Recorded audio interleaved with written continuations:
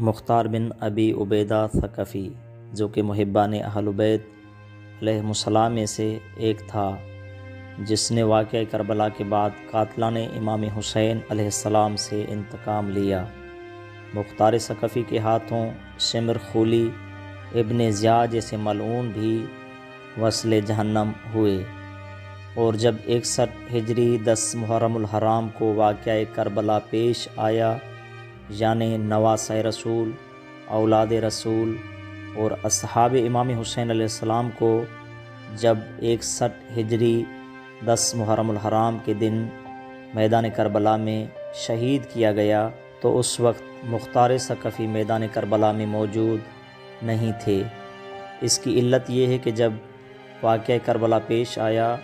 تو اس وقت آپ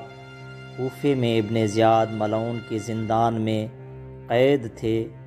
اس لیے آپ میدان کربلا میں امام حسین علیہ السلام کی